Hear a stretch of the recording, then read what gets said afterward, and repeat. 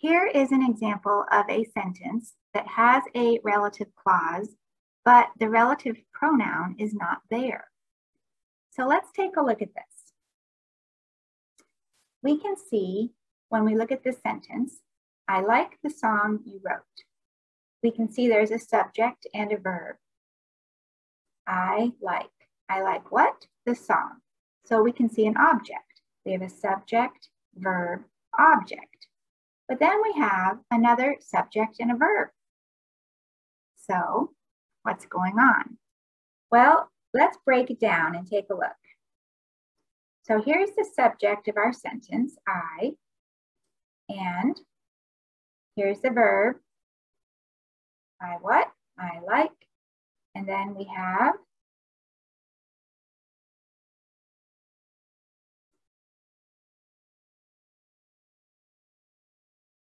I like what? The song. So far we have a subject, verb, object. But we want to know which song. We want more information about the song. Which song are we talking about? Remember that when we answer the question, which one, it's an adjective. And we're going to use a relative clause to act as an adjective that answers the question, which song do I like? So here is our subject and a verb.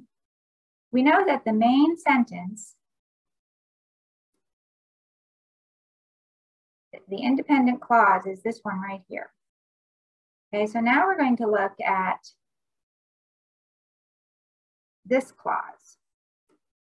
You wrote a group of words. It has a subject and a verb. We can tell that it's giving us more information about the song, right? It's telling us which one. So it's answering the question of an adjective, telling us which song do I like, but it's missing the relative pronoun. And that is okay because this verb has a subject in it. It has a subject written down. So, and also this is a defining clause. Okay, I like the song you wrote. So right in here where this red dot is, I like the song you wrote. Right in here, right there, I'll make a little note right here. We mean this word, this relative pronoun, that, or it could be which. I like the song which you wrote. I like the song that you wrote. So we mean this, but we're not saying it. And that's okay. So in a defining relative clause that already has a subject in it. So in this case, the relative pronoun is not being the subject for this verb. We're not saying, I like the song that wrote. Okay, there's a subject right here. So we can imply this. When we put parentheses before and after it, it shows that we're not writing it down, we're not saying it, but we know that we mean it. It's understood to be there, even though we're not saying it or writing it. It's understood. And the word that means that, we have a word that means that in English, and it's this word implied. So this relative pronoun is there, but not spoken and not written. We just know it's there. We know it's meant. We understand that we mean it. And so it is implied. Implied is when we don't write something down, but everyone knows we mean it. Another example of that is, this is not about the relative clause, but when we talk about a certain kind of sentence, like a command, when we say, sit down, we don't have to yell it, we can just say it, sit down. Well, here we can see that we have a verb, but where's the subject? We always say that every sentence in English needs to have a subject and a verb. So what's going on with this kind of sentence? This kind of sentence, which is called a command, it's when we are telling somebody what to do. What's the subject? Who's supposed to sit down? Well, with a command, we only use this when we're talking and when there's two people having a conversation and one person is telling the other person to do something. And to the person who's talking, when they say, sit down, they're saying, I want you, the person I'm talking to sit down. So it is implied that the subject is you. So in a command, like sit down, there is a subject, but we don't say it and we don't write it down. So it is, we use these parentheses. These are the parentheses right here.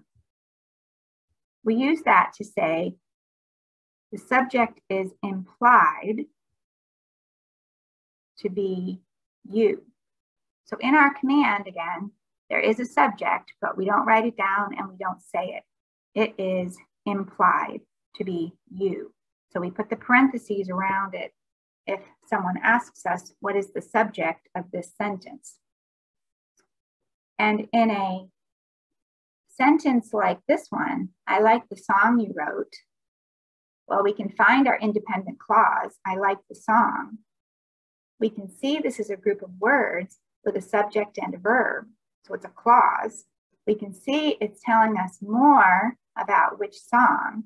So we know it's acting as an adjective. It's a relative clause. And then we can say, oh, yeah, we mean that you wrote. We're just not saying it or writing it. So we can do this for a defining clause that already has a subject in it for the verb. If it's being the object, then you can drop it from the clause if you are talking about a defining clause. So I can't drop it here because this is a non-defining clause. Let's see if that would make sense. If I dropped it here, that would say, my phone I bought last year seems old. That doesn't sound right, does it? So we don't do that. So if in our relative clause, the relative pronoun is an object, which means there's a subject after it, but the clause is one that we don't need, there's a comma before it and a comma after it, we still have to have this word here. We cannot drop it. But look down here at this one. The phone which I bought last year seems old. Well, how do you think this would sound if we got rid of this pronoun? Let's see. So we have here, the phone I bought last year seems old. And that is okay. So the only difference between this one here and this one here is that, well, of course we have my and the, which means for this sentence, the relative clause is non-defining, extra information. So we have the commas. So when we have the commas, we've learned a couple things. We've learned that we cannot replace that which with that. We can't use that. And we also cannot just drop this pronoun. Okay, we can't do that either. But for the other kind, which is the defining relative clause, that's this one here. Okay, we have the phone. Which phone are we talking about? The one which I bought last year. So this is important. This is essential. This is defining. With this one, there's two things I can do that I can't do with the other kind. One is I can replace which with that. The phone that I bought last year seems old. And the other thing I can do is I can just completely get rid of this relative pronoun and say the phone, right here, I've written it down. The phone I bought last year seems old. So again, two things that we can do with the defining relative clause is that we can change that, we can change which to that, and we can drop the relative pronoun if there is a subject after it. Okay, let's take what we've learned about the relative pronoun and see if we can find one in a book. So here is a book, a Magic Treehouse book called Midnight on the Moon. I found a sentence in this book that has a relative clause in it. In the sentence, you're going to see two pronouns, he and it. We always need to know who the pronoun is talking about. Who is it referring to? Remember, a pronoun is taking the place of a noun. So if we see a pronoun, we need to stop and ask ourselves, who is this? What is this? What is it taking the place of? So the sentence is going to begin with, he flipped through it. What does that mean? There's a he and an it. Well, we would have to go back and look at the paragraph before, or the sentences before, and we would find out that he is the character Jack, and it is a book about the moon. So he wants to look in his book about the moon to find a certain page. When you have a book and you want to find a certain page, we might say that you flip through the book. Flipping through the book looks like this. That's flipping through the book. I know that in this book, there is a diagram of a moon base on the moon in the future. If I want to find that to show it to you, I would flip through the book to look for that page. What page am I looking for? Which page? Well, I want to find the page that has the diagram of the moon base. That has. That's the beginning of a relative clause. So I could flip through and then I find it. There is the page I'm looking for. This is the specific page I want to find. So let's look at this sentence in the book. I will share my iPad screen with you again. Okay, so let's start by looking at this sentence from the book. It says, he, that's Jack, flipped through it. That's the moon book, and that tells us that in this sentence because it told us that he pulled the book out of his pack. So we know it's a book. He flipped through it, through the book, until he found a page that showed the surface of the moon. Okay. Whenever we look at a sentence like this, and we are going to break it down and analyze the parts of the sentence and how the author wrote it, we want to start looking for subject verb. And every time, remember that you find a group of words with a subject and a verb in it, that is a clause. Well, when we look at this sentence, I'm going to just look for the verbs for a minute.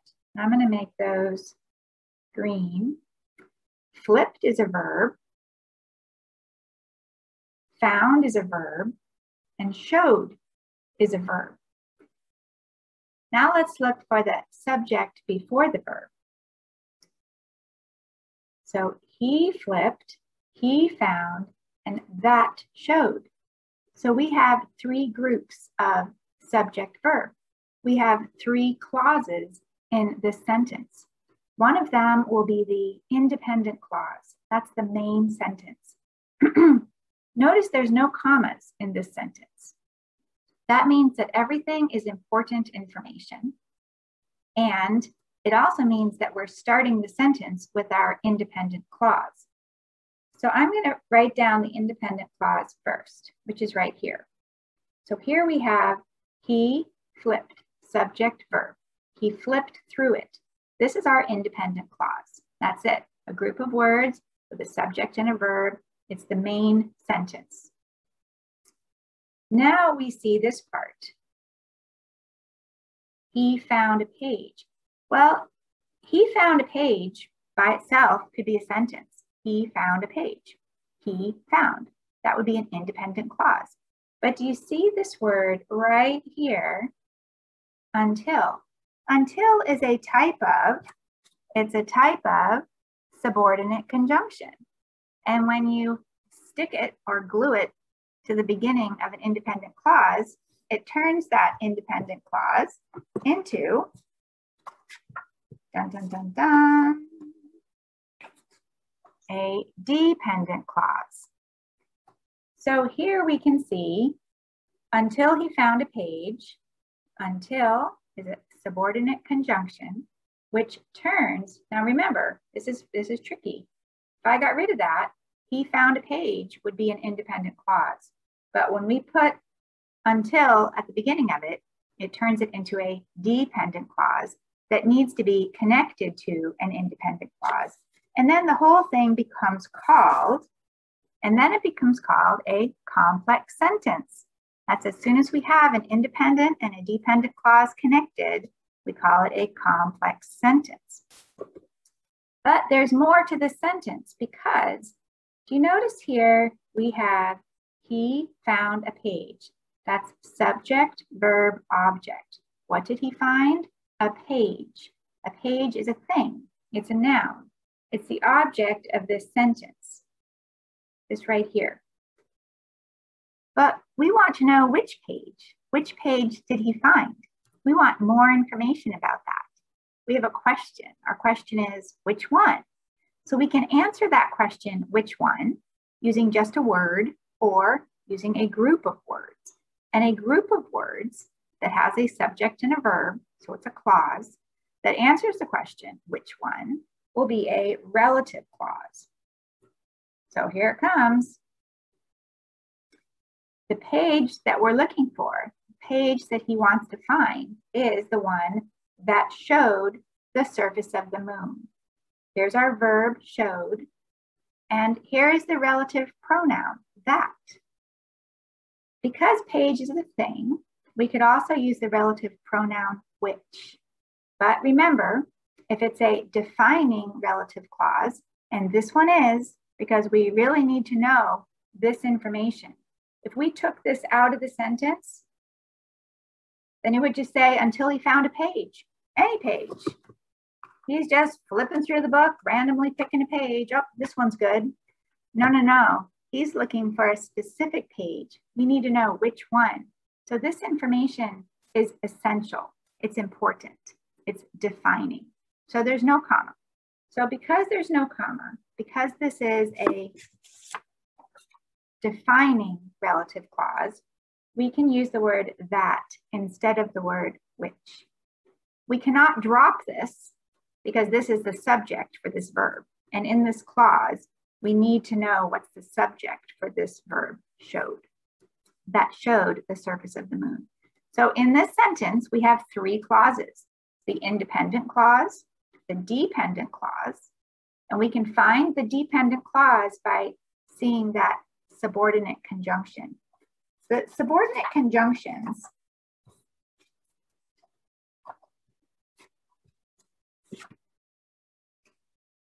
is a good group of words to memorize. There are more than this. Now, some of these can also act as just a preposition, like before, after. But if you learn the list of words that can be a subordinate conjunction, you can be on the lookout for them, like a detective.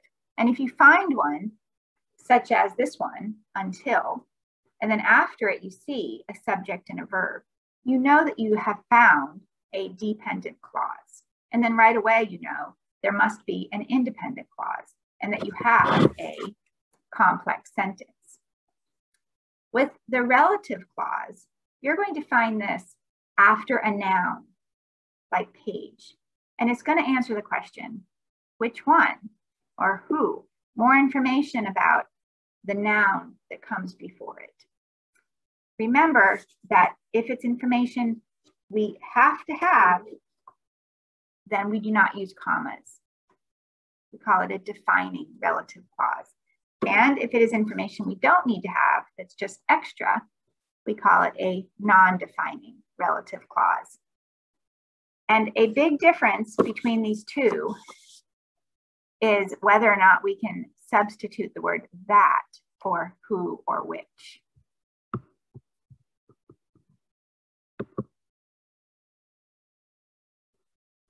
If it's defining, we can use that instead of who or which. If it's non-defining, you'll notice this with the commas before and after it, then we only will use who or which. We will not use that.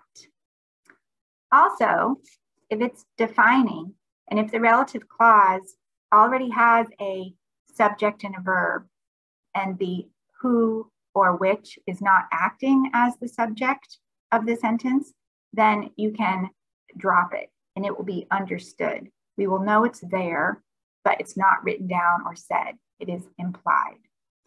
But if it's non-defining and you see the commas, then you cannot drop the relative pronoun. The sentence would not make sense. So those are some things about the relative clause that we will talk about today. It is fun to be a detective and to look for these relative clauses when you are reading, and then that will help you know how to use them when you are writing. Okay, thanks for listening.